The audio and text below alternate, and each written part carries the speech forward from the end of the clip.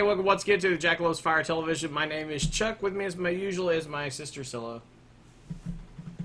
Hi. Hi. How are you? I'm great. Right on. How are you? I'm alright. Been a rough month, but now A little I'm okay. weird. Yours is rougher than mine. Yes. Mine was annoying. Mine was rough. Yeah, yours is actually rough. But they say there's always a rainbow at the end, and so, or a pot of gold at the end of the rainbow, or whatever that saying is. Yeah, whatever. In either case, after the bad comes the good, and that's happening. So we have a lot to look forward to. Yes, we do. But we do have Comic-Con coming up this weekend, and we'll discuss that a little bit more in a minute. But a couple of things that I actually do want to talk about first. First, you got another loot crate. I did. Mostly. So, okay, I've talked about this before. Have I posted that yet? I don't know. I don't know. Anyway, so I started a Loot Crate account last month. So this is my second month with Loot Crate. And if you don't know, Loot Crate is basically it's a geek grab bag. It's a mystery box with some cool and some not so cool geek stuff in it. This month I got the other one. And it's obvious. Yeah. I got some pretty cool stuff. I got a Tribble. If she didn't know, Tribbles are from the original Star Trek series. And they're cute and cuddly, and they procreate faster than rabbits. I was like, it's a ball of fur. Yeah, they actually took over the Enterprise and clogged up the ventilation and all these. I got a little... Let me get that a little closer. This is a little minifig, and it's supposed to be Malcolm Reynolds from Firefly and Serenity, played by Nathan Fillion, of course. Doesn't look at all like him. Well, no, it's because it's kind of anime style. But it comes from the same people who make it's Funko. It's the same guys that make the little pop vinyls. Same guys that make those. Like my little It thing. Anyway, same company. And I also got an alien, an actual xenomorph from the original movie. It's a reissued action figure, basically. This company has taken what the original action figures, and they're recreating them and re-releasing them. It's even got working the thing that comes out of his mouth. Plus a couple other cool little things. I got some Serenity money, and I got a nice poster of Han frozen in carbonite, which I had to explain to her. But anyway, it was supposed to come with Pop Rocks. It didn't come with Pop Rocks. So, and I didn't notice this, but Cilla did. I'm very observant. Last month's, I actually happen to have the box right here. Last month's has very clearly two seals. One here and one over here. Black circular seals. Yeah. Very clear, they're just regular seals. Over here, they're not so regular, and I'm kind of angling that intentionally.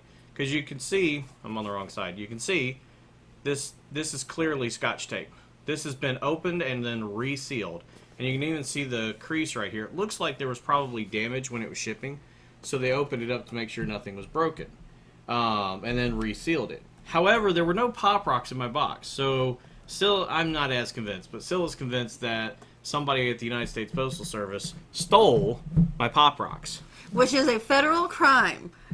And stealing Pop Rocks out of a U.S. mail is a federal crime. Tampering with the U.S. mail is a federal crime. It doesn't matter that it's Pop Rocks. But whoever thought that would be the headline? Pop Rocks, stealing Pop Rocks, federal crime. Anyway, so that's the bummer that is my Loot Crate experience this month. Everything else is in there. It's actually a pretty cool Loot Crate. Everything is in good condition. Yeah.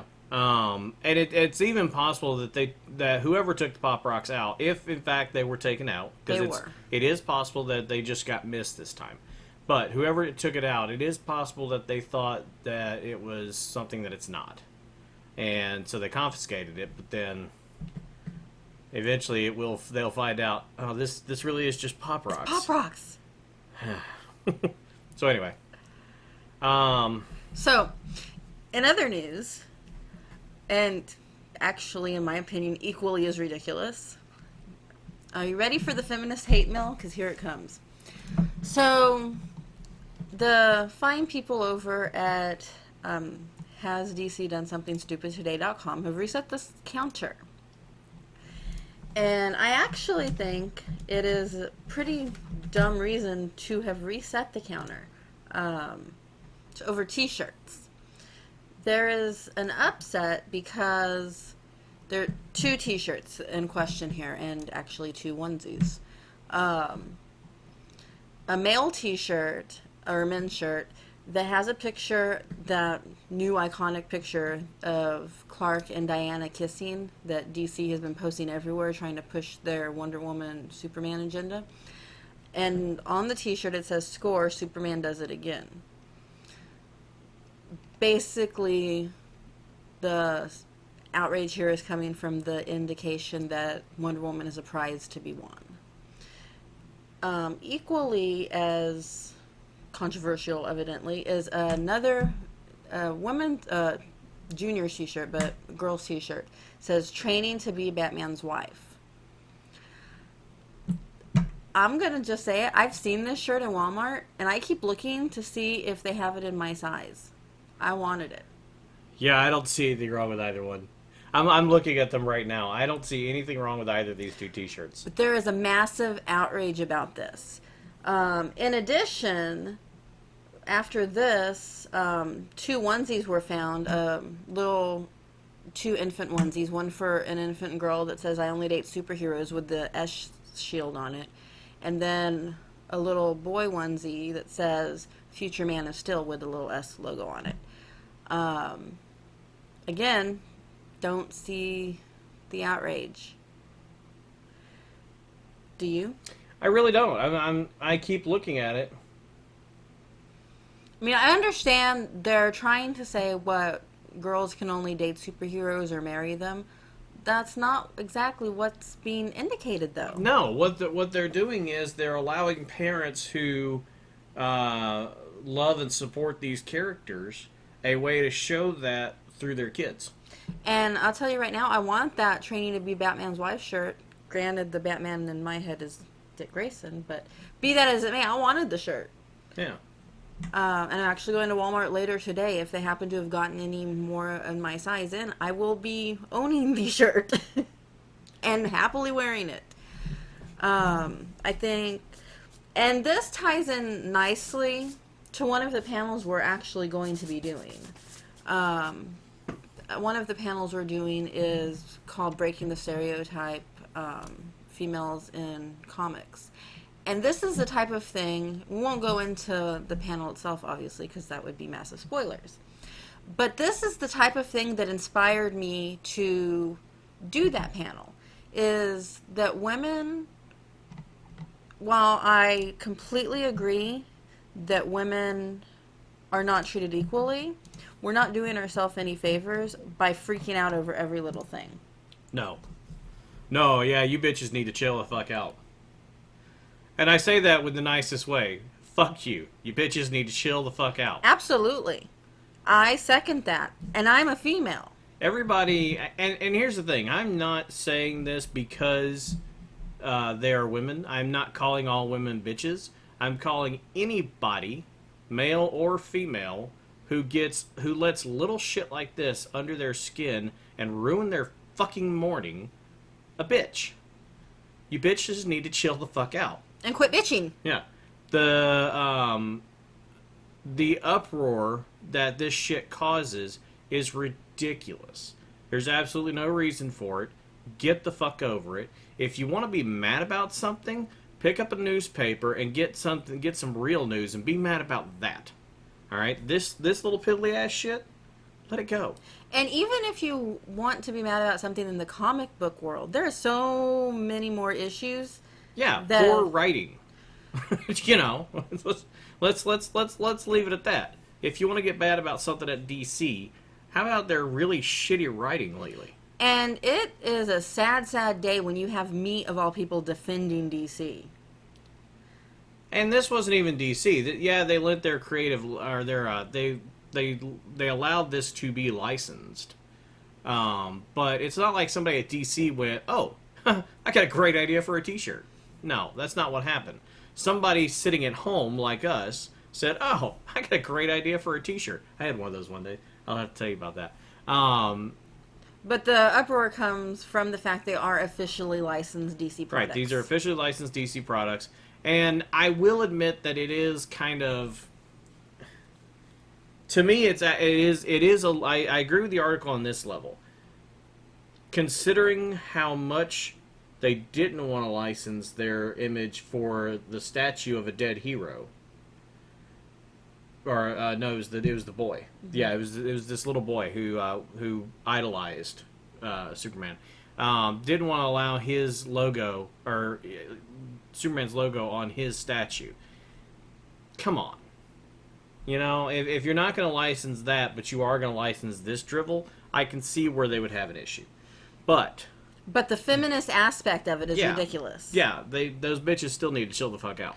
It's nobody saying that women can't be heroes. In fact, they're pushing Wonder Woman like crazy. Yeah, and beyond where she's even popular. I still say that. And here's the thing. Who has Batman been officially married to throughout any of the different timelines and series and whatever? Selena. Uh-huh. What's Selena? Catwoman. Right. So the only person that could be Bruce's wife, realistically, is another hero or at least an anti-hero like Catwoman. So what they're actually saying with that shirt, training to be Batman's wife, is that I'm going to be a hero in my own right and be able to hold my own with Bruce. Mm-hmm. That's what it's really saying. I wouldn't mind wearing one that said training to be Catwoman's husband, except that might imply some S&M stuff. Well, and that's where the feminists are in their argument, is that a shirt like that doesn't exist, that you wouldn't see, supposedly, in their mind, you wouldn't see a male T-shirt that said training to be Catwoman's husband, training to be Wonder Woman's husband. Well, no, because it would just say training to be Batman. Right. And that's because Batman's wife doesn't currently exist. Selena was his wife in one universe 30 years ago. 30 plus years ago. As the mother of Helena. Right. So the whole concept of Batman's wife is a mythical idea. Well, it's a yeah, we'll go with that. There's another word I was trying to think of and I can't think of it. But anyway, and that's because it doesn't really exist currently. There is no name to put there. Well, and even at that, although they could have done training to be Wonder Woman or. Well, and there is a shirt like that. They failed to mention that shirt does exist. Okay, so it's just that this one doesn't match our ideals, so let's attack it. Exactly. Okay. You do have the option. You can get the training to be Wonder Woman shirt. They're wanting the shirt to say something to the effect of training to be Batgirl, training to be Robin. Well, you know what? This goes back to what I've said all along. Not every girl has the desire to be that, in this case, a hero. Or if we're going to go with feminism in general, a working woman. It goes back to what I said before. Stay-at-home moms are put down nowadays. Women that have the aspiration to be somebody's wife are put down.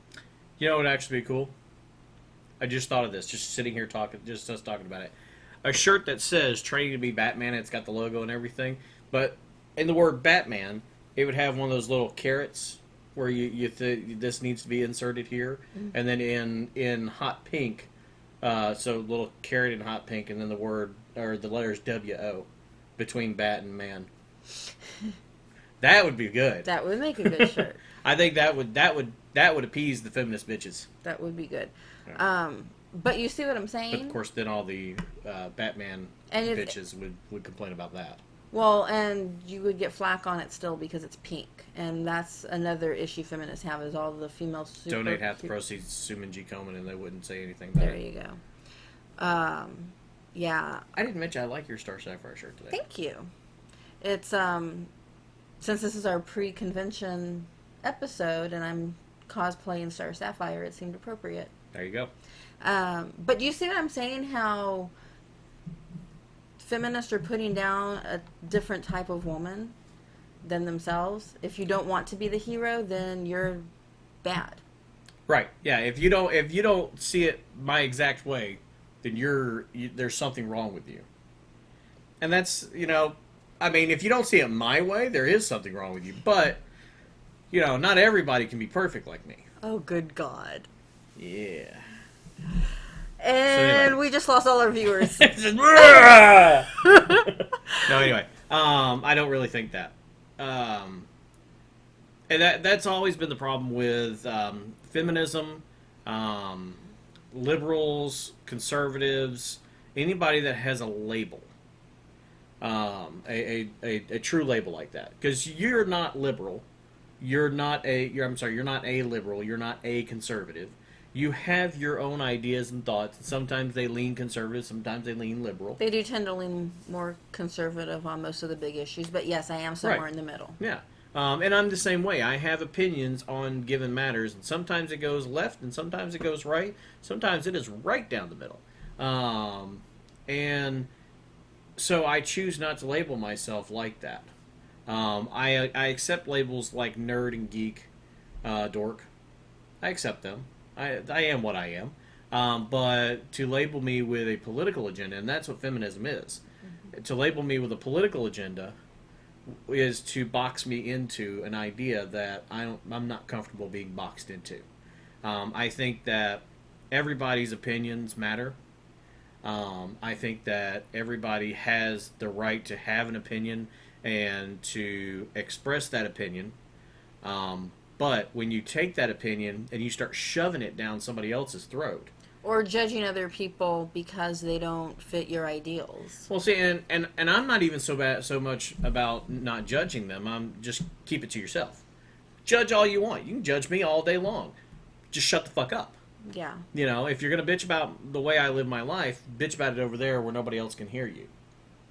And I agree. And on the surface, I would probably get a feminist label based on the surface of my beliefs. The problem with feminists is they take it way, way too far. And every little thing like this becomes a huge issue. Yeah. And I'm sorry, this is not a huge issue. I actually like that one shirt. I would totally put my daughter in a onesie that says training, or I only date superheroes, whatever. This is similar to what happened with the Milo Manara Spider-Woman cover. People got so pissed off about this cover because it happened to show a feminist form, the feminine form, in a manner which might have been considered sexual. It was perceived that way. It was not intended to be. Oh no, it totally was. I've seen too much of Milo Manara's work to believe that it wasn't intended to be sexual. He's a big old perv, but that's not the point. No. The point is that it wasn't out of character. Yeah, it was a wasn't spider out pose. of character. It looked exactly like any other pose that Peter would have done. Which is actually a slide I have in our slideshow for that panel. Oh, good. I have those two images side by side. And in looking at the images, I think it's very clear you have one that is the female form and another that's a male form. Obviously, the female is sleeker and looks sexier. It's just the way women are built. She's got a nicer ass. Sorry. And Peter's ass kind of sucks. Kind of flat. It really is. You might say two-dimensional. Sorry. But this is just I'm not bad. I was just drawn this way. It's just another issue with feminism, and I'm a little bit upset that they reset the counter for this over at Has He Seen Something Stupid Today. I will agree with resetting the counter, and here's why. I do have a reason. Okay. They reset the counter based on the uproar. It's not that they necessarily agree, although it's clear that they do. But the fury that this caused it to be reset. Okay. And every time there's an uproar, whether they agree with it or not, they reset their counter. Agreed. Okay, I'll give you that. stupid uproar. Yeah, the uproar in general is dumb. There's no getting around that. Now, on to happier things. This Saturday, I assume this is going to be posted before that day. Oh, I thought we were going to talk about my new laptop. Because that's a happier thing for me. No, this Saturday. I got a new laptop. Yeah, nobody cares. Chuck got a new laptop. Yay! Yay. Okay, so Saturday, and this is going to be posted before that, right? Yeah, probably. Okay. So this Saturday. It could be today. When we say this Saturday, that may mean today. I may post this as I'm leaving the house.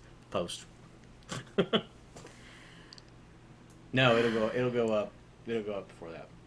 Today is Tuesday, the 30th of September. My intention is to have it up before October gets here. So October 4th, we are going to have not one, but 2 panels at Austin Comic Con. I'm not going to lie, I'm a little nervous about that. I don't know if I could be me twice in one day. One is at 11:30. That is the one I was just talking about, the Breaking the Stereotype. And our second panel is at 5:30. It's fan fiction in the mainstream. It's sort of a continuation of what we did last year and earlier this year at San Antonio. Yeah, part 2. It's fan fiction, but not so much what it is as where we're seeing it. We got a lot of good points, and I think that there's enough there to expand. So both will be a lot of fun, I think. I'm looking forward to the audience participation, as always. And, of course, you'll be able to see both panels once they're completed on JOF TV. As far as the convention itself, it does start Thursday this year. Seems to be a thing we're doing now because next year it's going to start on a Thursday too. Okay. Austin Comic Con is October 2nd, 3rd, and 4th. And some of the guests that we're going to see, Norman Reedus from Walking Dead, will be there Friday night and Saturday. Bruce Campbell. Do I have to tell anybody who Bruce Campbell is? I would hope not. Appearing Friday night and Saturday. Summer Glau, who is now on Arrow, used to be on Firefly, right? She's been Summer Glau. She got started, if I remember correctly, on Firefly. I don't think she did anything before that. But she was also in Sarah Connor Chronicles, and she has appeared on multiple different movies and shows, but she's Arrow being her most recent. And she did the voice of Supergirl in Apocalypse. Yep. Let's see. Katie Cassidy will be there, best known now for playing Laurel Lance on Arrow. Mm-hmm. I'm a fan of hers from way back, though, like back when she released her one single. I've been a Katie Cassidy fan for a very long time, so that's the celebrity I'm really psyched to get to see in person. We got some WWE people there, as always. Yeah, I think I saw, Undertaker and Paige? Yes. Yeah. We got Allison Mack, who played Chloe on Smallville. Right. Shannon Doherty, Holly Marie Combs, and Brian Krause, all from Charmed. Let's see... Jason David Frank, of course. It just wouldn't be Wizard World without him. I'm sorry, is Shannon Doherty actually there as a former member of Charmed? Yes. So I guess they buried the hatchet again. Apparently so. Jesus fuck. Manu Bennett from Arrow. Yeah. Will be there. Among other things. J. August Richards from Agents of S.H.I.E.L.D. and Angel. Yep. A lot of artists, of course. Let's see. That's just some of the people that are going to be at Austin Comic Con this year. So it's going to be a great show, I think. Cool. A lot of fun. And, of course, the celebrities are only a fraction of the fun at Comic Con. There's so much more. Costume contests, different panels, meet and greets, the swag they ended up with some great merchandise at the booths at most Comic Cons. Oh yeah. And that's what Comic Con started as. It was a way for people to trade their comic books or buy books, sell books, trade them, whatever. That's what comic conventions started as, and they've just kind of grown from there. And now it's a huge geek fest. Yeah, it really is. I will. I'll be there all 3 days. You're going to be there 2 days. Right. I'm not going Thursday, but I took this whole week off. I'm taking a couple of days to myself because I just need a little vacation. But I will be there Friday and of course Saturday for the panels themselves. And of course, when we're not doing panels, we'll be on the convention floor, seeking out people for interviews, getting some footage of the convention. So if you're going to be in the Austin area, check it out. Come check out our panels. Come find us. Jackalopes will be on hand. Yep. I'm very excited. Oh yeah, I'm looking forward to it. Excuse me, especially after San Antonio, because excuse me, we talked about this a little bit. The level of excitement at San Antonio wasn't quite the same as it was in Austin last year. So I'm looking forward to coming back to Austin and seeing it done right. Yeah. I'm hoping that we have a good turnout this year. That the energy level is what it was last year. And I think Austin will be more fun this year. Last year, it was great, but it was a little nerve-wracking being our first panel. Yeah. We have 2 under our belts now. We know a little bit more what to expect. The energy in Austin is great. I'm very much looking forward. I think this is going to be the best panels yet. And I'm so thankful to Wizard World for allowing us the opportunity to have 2 panels at one convention. Yeah, absolutely. It's an amazing opportunity. I hope that if you're watching this and you're in the Austin area this week, I hope that you take the time to come and see us on Saturday. Again, 11:30 and 5:30. Yes. Okay. In the same room, for what I understand, but I'm not sure which room it is. Yeah. Find a map; it'll be there. Yeah. Get your program. It's you'll find our panels listed there, what room they're in, little description. We are listed. Jackalopes of Fire is in the description of the panel, so nice. Very easy to find which ones we're doing. So if you have a chance, definitely come check us out. And if not, it'll be worth the watch when we get it posted. Oh yeah, absolutely. Also, if you have like a smart device, which most of us do, tablets or phones, Wizard actually has an app where you can actually pull up the schedule for the one that is currently running. It'll have where everybody is. So last minute changes to the schedule will be updated on that app, probably faster than they update them on paper. So I recommend getting the app. Plus, it's also got maps of the convention. You can actually bring up a map and it'll show you how to get to where you're going. Okay. So that's what's coming up in Jackalope Land. We're just about out of time. What? I wish we were doing green screen, because right there I could insert Jackalope Land. That sounds like a theme park. The More You Know, you know, that star. Have something similar come across, except it'd be like a little flaming jackalope. Jackalope Land. An amusement park would be awesome. Yeah. Come to Jackalope Land and experience life with jackalopes. Could have little bunnies with reindeer hats and roller coaster with the jackalope on front. So that's all the time we have. Thanks for joining us once again. We appreciate you. Every time we do one of these, we have a good time doing it. So we appreciate y'all watching. Even if you're not watching, we're having fun doing it. So the fact that you're watching makes it a bonus. Yes. So we appreciate you. As always, give us feedback. You can find all of our details at jackalopesfire.com. Twitter, Facebook, YouTube, we're everywhere. And thank you again. And we'll see you Saturday. Say goodbye.